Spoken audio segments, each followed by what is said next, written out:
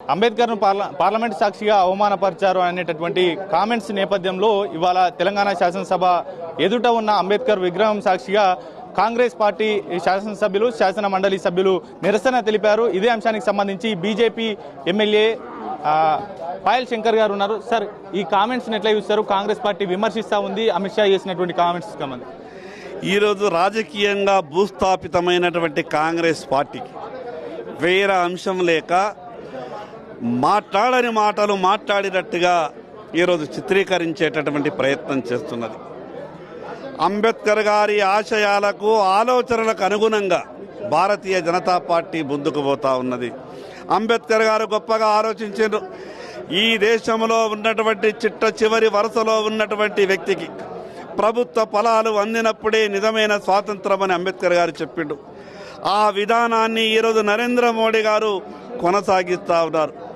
అంబేద్కర్ గారి ఆశయాలను కొనసాగిస్తున్నందున, అంబేద్కర్ గారి ఆలోచనలకు అనుగుణంగా మేము నడుస్తున్నందున ఈరోజు కాంగ్రెస్ పార్టీ కుట్రలు చేస్తూ ఉన్నది. అంబేద్కర్ గారు బతికున్నప్పుడు ఆ రోజు కాంగ్రెస్ పార్టీ అంబేద్కర్ను ఏ రకంగా అవమానించిందో దేశ ప్రజలందరికీ చరిత్ర చెప్తుంది. కాంగ్రెస్ పార్టీ నుంచి బయటకు పంపింది అంబేద్కర్ గారిని ఆ రోజు కాంగ్రెస్ పార్టీ. ఎన్నికల్లో నిలబడితే ఓడగొట్టింది కాంగ్రెస్ పార్టీ. అడుగడుగున అంబేద్కర్ గారిని అవమానించి ఈరోజు రాజకీయ పబ్బం గడుపుకోవడానికి లేని కుట్రలు చేసే ప్రయత్నం చేస్తూ ఉన్నది. ఎవరు ఎన్ని కుట్రలు చేసినా వాస్తవాలు వాస్తవాలే అవుతాయి. ఈరోజు బీసీ బిడ్డలమైనటువంటి మా ప్రధానమంత్రి అంబేద్కర్ గారంటే దేవుణ్ణి ఏ రకంగా ఆరాధిస్తామో అంబేద్కర్ గారిని మేము ఆ రకంగా ఆరాధిస్తాం. అటువంటి నరేంద్ర మోడీ గారి మీద, అమిత్ షా గారి మీద అనని మాటలు అన్నట్టు గ్లోబల్ ప్రచారం చేసే ప్రయత్నం చేస్తున్నది కాంగ్రెస్ పార్టీ. కాంగ్రెస్ పార్టీ నాయకులారా, మీరు అంబేద్కర్ గారిని ఏ రకంగా అవమానించిండ్రో చరిత్ర చెప్తున్నది. ఇప్పటికైనా కనీసం మీ మనసు మార్చుకోండి. దేశం అభివృద్ధి పథంలో ప్రయాణం సాగిస్తున్నది.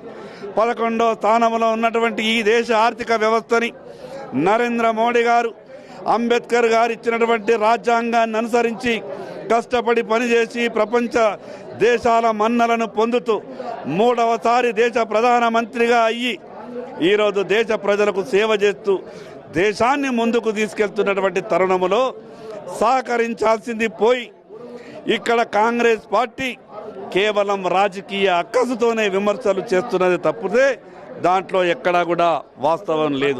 చేయాలనేటటువంటి కామెంట్స్ చేస్తూ ఉన్నారు సార్. కాంగ్రెస్ పార్టీ అటువంటి కామెంట్ చేసేటప్పుడు ఒక్కసారి కాంగ్రెస్ పార్టీ చరిత్ర వెనుకకు తిరిగి చూసుకోవాలా. మీరు చేసినటువంటి పాపాలకు 4 సార్లు మిమ్మల్ని ఉరేసినా కూడా ఆ శిక్షలు మీకు సరిపోవు. ఈరోజు అమిత్ షా గారు, నరేంద్ర మోడీ గారు అంబేద్కర్ గారిని, ఆయనని ఎంతో ఆరాధించేటటువంటి వ్యక్తిత్వం వాళ్ళది. అంబేద్కర్ గారి ఆలోచన విధానంతోనే మేమంతా కూడా ముందుకెళ్తున్నాం. అటువంటప్పుడు లేని ఆరోపణలు చేస్తున్నటువంటి కాంగ్రెస్ పార్టీని ఎవరు నమ్మే పరిస్థితి? శాసనసభ్యులు నిరసన తెలిపారు సార్, దానికి ఏమైనా చెప్తారా?